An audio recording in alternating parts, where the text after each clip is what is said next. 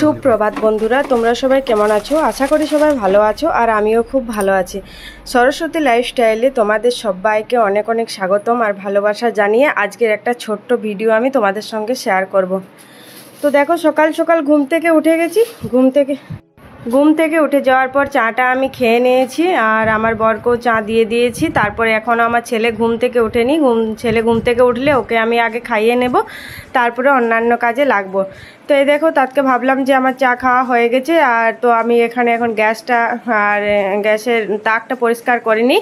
Hotpot সব পরিষ্কার করে নিলাম। করে রাখার পর বাসনপত্র যেগুলো ছিল চাটা খাওয়ার, সেগুলো আমি বাইরে নামিয়ে দিলাম।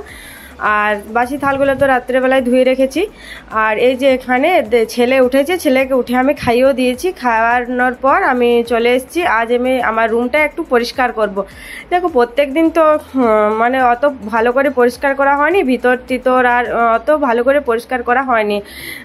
সামনাসামনি ঝাড়ফাট দিয়ে মুছে যত জায়গা থাকে সেটা করে চলে যাওয়া হয়। তো ভিতরে আমার পালংটার ভিতরে অনেক ময়লা জমে আছে, তার জন্য মশা টশা হচ্ছে আর ছেলেকেও অনেক রাত্রেবেলায় ঘুমে ডিস্টার্ব করছে। তো তাই ভাবলাম যে আজ একটু ফাঁকা আছি, যেহেতু নিচের কাজগুলো আমার হয়ে গেছে, তাই ভাবলাম যে আমি একটু রুমটা ভালো করে পরিষ্কার করি। আর এই যে কাঁথাটা দেখো, কয়েকদিন আগে কেচেছি, তো কাচানোর পরও আবার আমার ছেলে হিসি করে দিয়েছে। তো সেই জন্য ভাবলাম যে আর এটা ভারী কাঁথা এত কাচতে পারবো না। তো এখন কয়েকদিন রোদে দিই, রোদ দিচ্ছে, তারপরে কাঁথাটা আমি একদিন ধুয়ে নেব। তো ওটা রোদে দিয়ে দিলাম। দিয়ে দেওয়ার পর আর আমার এটা দেখো, গদিটাতে এরকম শুধু বেডশিট আর কি পাতা থাকে না, সরে যায়। তো তাই একটা পেতে নিলাম যেমন তেমন করে। তারপর দেখো, আমি এই পালংয়ের ভেতরটা ভাবছি যে আজকে একটু পরিষ্কার করব। প্রচুর ময়লা হয়েছে আর আমার ছেলে যা খায় আর করে সব বলবে ওটার ভিতরে আমি ভরে দেব। তো তাই ভাবলাম যে আজ যখন অন্যান্য কাজগুলো টুকটাক আগেই করে নিয়েছি, তাই আজ পালংয়ের ভেতরটা একটু ভালোভাবে পরিষ্কার করে নিই। তো সেই মতো আমি এই যে ভিতরে অনেক জিনিস আছে আর এই ইয়েটাতে দেখো কত পেপার ভরা আছে। এই পেপারগুলো এক বস্তা তাও দিয়ে এসেছে আর এটা আছে, আর এগুলোর ভিতরেও অনেক জিনিস আছে। তো বাইরে তাক ভর্তি হয়ে গেছে আর রাখার জায়গা পাইনি, তার জন্য আমি ওই পালংয়ের ভিতরে রেখে দিয়েছি যাতে বাইরেটা না ভরাট হয়ে থাকে।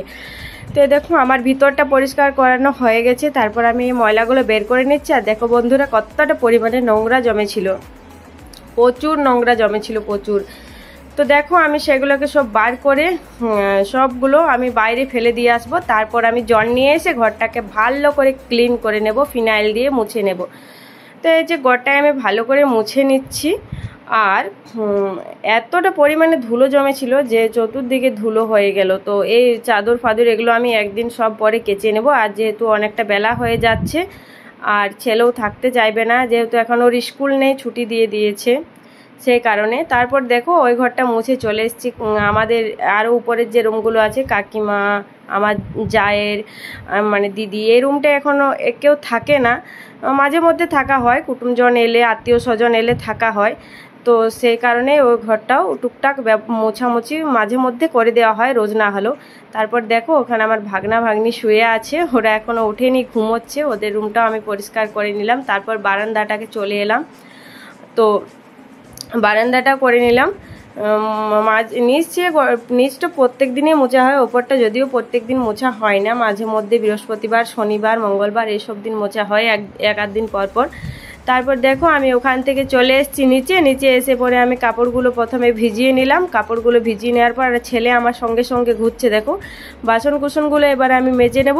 তো বাসন কুসনগুলো আমার এখানে মাজা হয়ে গেছে। তারপর যে কাপড়গুলো আমি ভিজিয়েছিলাম সেগুলো আমি কেচে নেব। তো দেখো, এখানে আমার কাপড়গুলো কাচা হয়ে গেছে। তো এগুলো আমি প্রথমে মেলে নেব।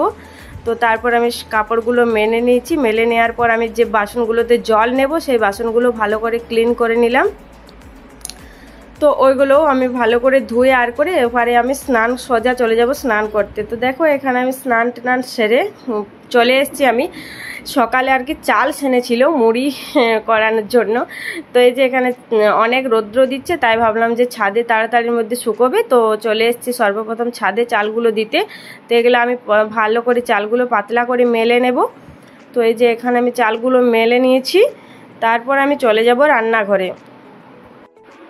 তো রান্নাঘরে যাওয়ার পর সবার প্রথমে আমি ভাতটা চাপিয়ে দেবো, যেহেতু অনেকটা বেলা হয়ে গেছে। এই দেখো ভাতটা আমি বসিয়ে নিয়েছি, আর এদিকে ততক্ষণ ভাতটা হোক। আর এখানে ডিম বসিয়ে দিয়েছি, আজকে ডিমের তরকারি হবে। তো তারপর আমি খাবার খেয়ে নেব। তো আমার মোটামুটি খাবার খাওয়া হয়ে গেছে। তারপর দেখো ওখানে দেখালাম সবজিপাতি মোটামুটি হয়েছিল। তো তারপর রান্নাবান্না এদিকে হচ্ছে, আর অনেকটা সময় ফাঁকা ছিল, তাই ভাবলাম যে কতগুলো কাপড় চোপড় আছে এদিক ওদিক যাওয়া হয়েছে, তো সেগুলো পাট করে রাখা হয়নি, তো সেগুলোই আমি প্রথমে পাট করে নিচ্ছি। আর ফাঁকা সময়ে রান্না হয়ে গেছে তারপর। আর এদিকে দেখো ছেলে ফোন দেখছে। তো এই কাপড়গুলো যেখানে যায় পরে যাওয়া হয়, আর তারপর এমনি করে রেখে দেওয়া হয়। তো আজ ভাবলাম যখন অনেকটা সময় বের হয়েছে, তো কাপড়গুলো আমি ভাঁজ করে আর আলমারিতে ভরে দেবো। তো এই ছিল আজকে আমার সারাদিনের ব্লগ। তো তোমাদের আমার ভিডিও কেমন লাগলো? যদি আমার ভিডিও ভালো লেগে থাকে তো প্লিজ আমার চ্যানেলটি সাবস্ক্রাইব করে দিও।